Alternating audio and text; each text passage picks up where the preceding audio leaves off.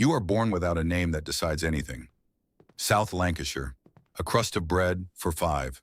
Home is a damp room above a weaving shop where the floor smells of coal and sweat. Your father still remembers the hand loom, but already hears the roar of machines from Manchester. The 1780s. Steam does not ask permission. In 1785, Cartwright's improved power loom is launched. You are still crawling on the floor, and your mother already knows hand labor is the past.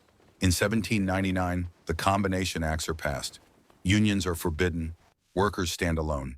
You grow up in a country where gathering together is a crime. You quickly learn that food depends not on God, but on speed. Bread grows more expensive during the wars with France. In 1793, war with revolutionary France begins. Prices rise, wages do not. You are still a child, but you already count pieces. In 1801, the first census records the growth of cities. Manchester swells with people like a rotting apple. You are 10. They take you there on a cart. The field stays behind. Ahead is brick, smoke, and a factory chimney. You do not choose the era.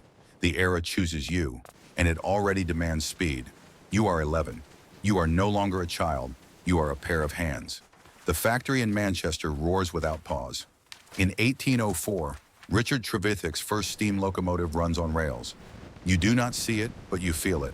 Metal becomes faster than man. Machines do not tire. You do. The workday is 14 hours. The air is cotton dust. You learn to breathe shallowly, so you will not cough blood by 20. The overseer with a stick does not raise his voice. He simply strikes. You learn the rhythm quickly. Late means a fine. Faster, boy, Mistake means a fine. Speaking means a fine. Keep that rhythm. Your wages shrink before payday arrives. In 1811, the Luddite uprisings begin. At night, machines are broken in Nottingham. You hear about it in the cramped worker dormitory. Someone whispers that machines steal bread. In 1812, the first are executed for destroying equipment. You look at your fingers. You need them intact. In 1815, the Napoleonic Wars end. Soldiers return. Work does not increase. Bread prices rise after the Corn Laws are passed the same year. You stand in line for flour and understand. The war is over, but the fight for bread is not. You learn not to dream. You learn to count the hours to the siren. You learn to be part of the mechanism. For now you survive. You are 18. You are no longer the boy at the loom. You are part of the noise. You learn to economize movement. One extra step means less strength by evening. One extra breath means coughing. You wrap your fingers in cloth so the machine does not stop. In 1819, on St. Peter's Field in Manchester, there is a massacre. Peterloo. Cavalry charges into the crowd. 15 dead, hundreds wounded. You stand far away, but hear the city swallow blood. You understand, asking is dangerous. In 1824, the Combination Acts are repealed. Formally, workers can unite. In practice, there are dismissals and blacklists. You learn when to stay silent and when to speak in the right room. Evenings bring cheap ale, talk of rights, whispers of unions. You are not a hero. You are careful. You save coins in a tin box. Illness is a luxury. In 1825, the first railway, Stockton to Darlington, begins operation. Steam accelerates the country. You feel time compress. Orders increase. Quotas increase faster. You take extra work as a loader on the Bridgewater Canal. Your back bends before 30. You learn to drink in a way that still lets you rise in the morning. You learn not to fight if the other man is more sober. Your tools are simple: patience, memory, and your fist. You are still inside the system, but you already understand its teeth. You are 25. You are no longer a shift boy. You are a permanent worker. It sounds like promotion. In truth, it is only a longer chain. In 1832, the Reform Act passes. Parliamentary districts change. Manchester gains representation. You do not vote. You own no property. But you feel the city has grown too large to ignore. Smoke becomes political. You marry quickly, not for love, for survival. In 1833, the Factory Act is passed. Children under 9 are banned from factory work. Inspectors appear rarely. You are already an adult. The law does not protect you, but now you make sure your son looks younger by a year. It may be useful. In 1834, the new poor law is passed. Workhouses become punishment for poverty. You have seen one in Salford. Families separated. Food worse than prison. You swear never to enter one. You work without rest when overtime is offered. You join a legal mutual aid society. You pay dues. One man's illness becomes everyone's contribution. This is not solidarity. This is insurance against hunger. In 1838, the People's Charter is published. 6 points. Universal male suffrage. You listen as it is read in a pub. You do not applaud. You remember.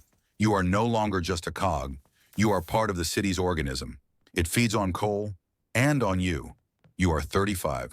You are strong. Your back still holds. Your lungs whistle, but function. You are a line master, not an owner, a supervisor of speed. You are trusted to watch others. This is advancement. In 1842, the second Chartist petition is presented. Millions of signatures. Parliament rejects it. Strikes spread across the north. Factories in Lancashire stop. You count the owner's losses and your own. Machines fall silent. The city freezes. You understand that strength lies in numbers, but fear moves faster. In 1845, the Irish potato famine begins. People arrive in Liverpool by the thousands. Cheap hands, competition, you see them in the mill. Younger, hungrier, willing to work for less. Your position is no longer unique. You increase the pace. You pressure the weak. Otherwise, you will be crushed. In 1847, the 10 Hours Act passes. Women and youths are limited to 10 hours. You remain longer. Formally, progress. In reality, redistributed strain. Production does not fall, it compresses time. In 1851, the Great Exhibition opens in London's Crystal Palace. You see an engraving in a newspaper. Machines shine like the future. Gears are accelerating. They are applauded. Keep your head. You are not shown. You are at your peak. Your wages are stable. Your family eats. This is exactly when the system knows how to use you completely. You are 45. Strength leaves quietly. First joints ache. Then the cough does not leave in spring. Then you begin counting the steps before the stairs. In 1854, cholera breaks out in London. John Snow removes the handle of the Broad Street pump. You read about it in a cheap newspaper. In Manchester, the sewer stench remains. Disease is part of wages. You bury your youngest daughter in 1856. The doctor writes, fever. You know it is damp and dust. In 1857, an economic crisis begins. Banks in America collapse. Orders shrink. The factory cuts hours. Then people. You are not dismissed. You are too experienced. But your pay is reduced. Young men stand at the gates every morning. You feel fear not for today, but for tomorrow. In 1860, cotton prices rise due to tension in the United States. In 1861, the American Civil War begins. Supplies collapse. The cotton famine strikes Lancashire. Factories close. You receive aid from a relief committee. You stand in line like in childhood. The circle closes. Your back no longer straightens fully. Your son works beside you. He is faster. His lungs are cleaner. For now, you pay for every year you live. You pay with your body and your silence. You are 55. Machines have grown quieter. You have not. Your cough is heard in the mill more often than the belts. In 1867, the Second Reform Act passes. Some urban workers gain the vote. Your son votes. You do not. Too poor at the right moment. The era moves forward, but not for everyone at once.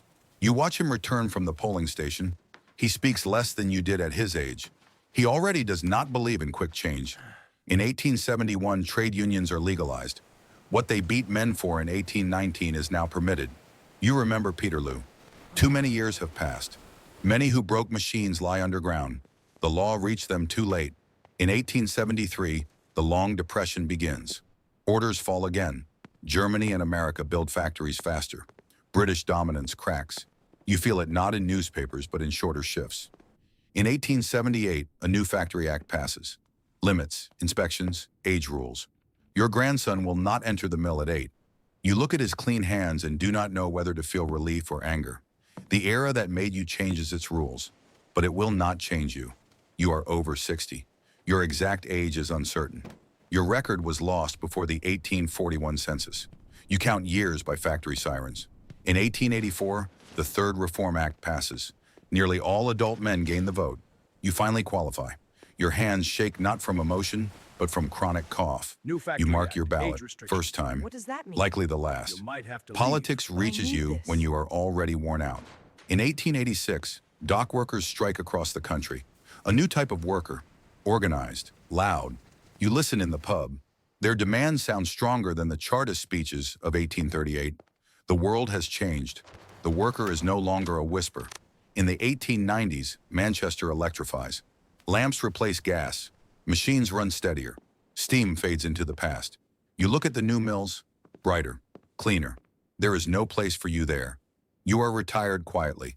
No pension, only family and a little saved. You spend more time by the window.